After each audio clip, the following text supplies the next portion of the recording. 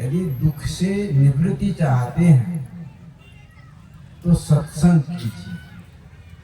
बिनु सत्संग किए दुख पाए, सीधा सीधा।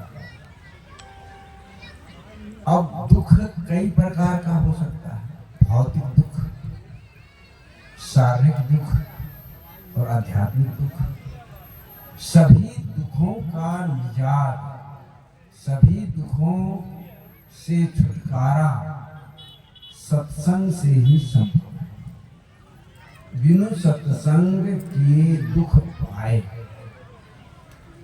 हमारे जीवन में जो भी दुख है वो सत्संग के कारण अभाव में। जब व्यक्ति सत्संग में नहीं जाता है तो कुसंग में चला जाता है। आपके साथ संग का दो भाग है, एक सत जोड़ संग सत्संग, एक कु जोड़ संग कुसंग। तो जो सता नाम संगति सत्संगति कथ्यते, सत्य का संग, सज्जनों का संग सत्संग कहलाता है। तो हमारे जीवन में दुख का आना सत्संग का अभाव है। अब कैसे? सत्संग में जब व्यक्ति आता है और सुनता है, सुनी समझहि मन मुदित मना, मन जहि अति अनुराग, लहई चार फल अछत तनु, साधु समाज प्रिया। चार फल की प्राप्ति अर्थात अर्थ धर्म काम मोक्ष, चारों फल की प्राप्ति सत्संग से संभव है। ये तो हम सत्संग में आएंगे तो संतों का संग होगा। और संत क्या होते हैं? संत का जो बाहर का जीवन होता है वही भीतर का जीवन होता है। कैसा होता है? जैसा कहे करे पुनि तैसा, राग द्वेष निर्वारे, तामे घटे बढ़े रतियो नहीं। यही विधि आप संवारे। जो संत जो है जैसा कहते हैं वैसा ही करते हैं। कथनी और करनी में अंतर नहीं होता है। और जो संत के वेश में तो है, लेकिन कथनी और करनी में अंतर है, तो वह पूर्ण संत नहीं कहलाएगा, अपूर्ण कहलाएगा, कुछ परसेंट संत कहलाएगा। मैं उसको यह नहीं कहूँगा कि वो संत नहीं है, लेकिन पूर्ण संत नहीं। पूर्ण संत के लिए जैसा कहे करे पुनि तैसा, वैसा ही करे।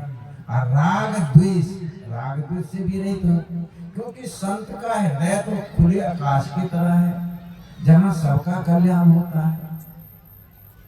तो राग द्वेष निर्वार, तामे घटे बढ़े रहती हो, एक जरा सा भी नाम मात्र भी घट भर नहीं होता। यही भी आप जो अपने आप को समझता है वो संत। और ऐसे संतों का संग करने पर हमारे जीवन का जो दुख है, हमारे जीवन में जो दोष है वह समाप्त होता है। जब व्यक्ति सत्संग में आता है, आज घर में झगड़ा है, क्यों? बोलने का ढंग नहीं। कैसे बड़ों के साथ हम कैसे बोले, छोटे के साथ कैसे बोले, प्रेम पूर्ण हम नहीं बोलते, अहंकार पूर्ण बोलते। तो अहंकार पूर्ण बोलने से क्या होता है? घर में झगड़ा, लड़ाई होती है। भाई भाई में वैमनस, पति पत्नी में वैमनस, पड़ोसी पड़ोसी में वैमनस, सास पुतोह में वैमनस, यहाँ तक कि पिता पुत्र में वैमनस, गुरु शिष्य में वैमनस, साधु साधु में वैमनस। तो ये जो सारी बातें हैं सत्संग के अभाव में। हमारे असत्संग हमारे जीवन में और क्या पैदा करता है?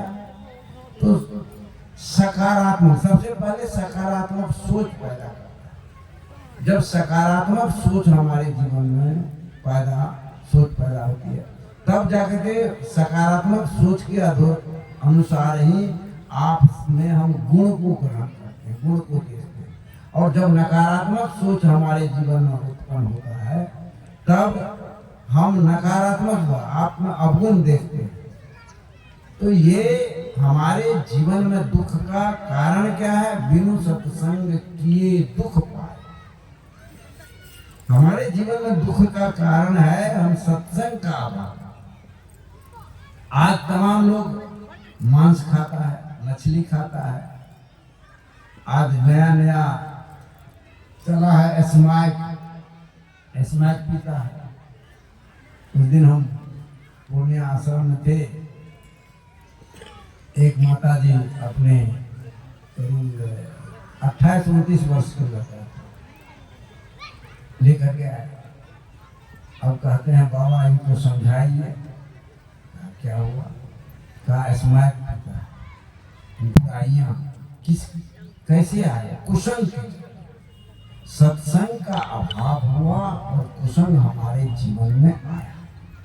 परिणाम क्या हो गया कि हमारे जीवन में अनेक बुराइयां आ गई और हमारा जीवन सुखमय होने के बजाय दुखमय हो गया। तो के चलते सत्संग के अभाव के कारण लोग शराब पी रहा है, मांस खा रहा है, अनेक प्रकार के दुर्व्यसनों में। मैं यहाँ तक आकलन किया हूँ, एक शोध के अनुसार लोग जो अपने जो सत्संगी है वो तो नहीं, जो सत्संगी नहीं है वो करीब 75% को अपने कमाई के भाव को नशा और दुर्व्यसन में खत्म कर रहा है। आर्थिक क्षति वह भी सत्संग के अभाव में, पारिवारिक कलह वह भी सत्संग के अभाव में। कबीर साहब कहते हैं बोली तो अनमोल है, जो कोई बोलन जान, ये तराजू तौल के तब मुख बाहर आन। हम तराजू, हृदय रूपी तराजू पर तौल करके बोले कि हम क्या बोल रहे हैं, कैसे बोल रहे हैं, कब बोल रहे हैं, किसके प्रति बोल रहे हैं, ये सामने वाला को देखना है। लेकिन ये बिना विचारे बोलता है, बिना विचारे करता है काम, बिना विचारे जो करे सो पाछे पछताए, काम बिगाड़े अपना जग में होत हंसाए। मनुष्य अपना काम बिगाड़ता है, क्यों? विचार करके नहीं करता। विचार कर, जैसी संगति कीजिए लोई, तैसी बुद्धि शरीरे हो। जैसी संगति, जिस तरह के संगति हम करते हैं उसी तरह के हमारे पास बुद्धि हो जाती है। यदि कोई कामी के साथ संग करता है, काम बुद्धि आती है। लोभी के साथ लोभ, मोही के साथ मोह, ठग के साथ ठग बुद्धि, चोर के साथ चोर बुद्धि। तो जिस तरह के व्यक्ति की हम संग करते हैं उसी तरह के हमारे पास बुद्धि आती है और वैसा ही कर्म करते हैं। लोग भजन में गाते हैं कि कपड़े को जैसा रंग मिले, मानव को जैसा संग मिले, वह उसी रंग में रंगता है। सत्संगत से सुख मिलता है, समान रहता है। तो जो आत्मा तीनों काल में एक रस है, एक समान है, उस आत्म तत्व के ज्ञान जब आप प्राप्त करेंगे तब आपको असली शांति मिलेगी, असली सुख मिलेगा। मान लो कि कोई पाखंड फैला करके आपसे 10,000 रुपया ले लिए, वो रुपया उसके साथ जाएगा क्या? कबीर साहब के हराई शिष्य धन शोक न हराई, ते गुरु घोर नरक में पड़े। आपने शिष्य तो बनाया, धन उसका हरण किया, लेकिन उसका सुख को तो हरण किया, उसके अज्ञान को तो नहीं हरण किया। मंदिर बनाने वाला मनुष्य, मस्जिद बनाने वाला मनुष्य, गिरजाघर बनाने वाला मनुष्य, गिरजाघर में इबादत करने वाला मनुष्य, मंदिर में पूजा करने वाला मनुष्य, मस्जिद में नमाज पढ़ने वाला मनुष्य, लड़ने वाला मनुष्य, झगड़ने वाला मनुष्य, प्रेम करने वाला मनुष्य, हर एक तो मनुष्य है। नहीं मनुष्यात् श्रेष्ठतरम् ही किंचित कहा है ऋषि ने। इसलिए मनुष्य से श्रेष्ठ कुछ नहीं है। इसलिए आपके जीवन में जो दुख है वह क्या है? सत्संग का अभाव। सत्संग हर एक मनुष्य को करना चाहिए। जीवन आपको मिला है विषय भोग के लिए नहीं, सत्संग करने के लिए। हर एक आदमी को सत्संग, अपने जितने आदमी, कोई आदमी ऐसा नहीं है कि जिसके जीवन में दुख नहीं है।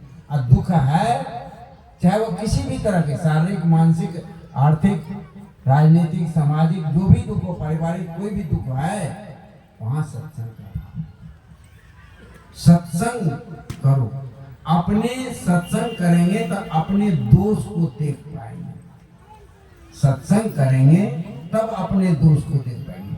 और सत्संग नहीं करेंगे तब क्या करेंगे? दूसरे के दोष को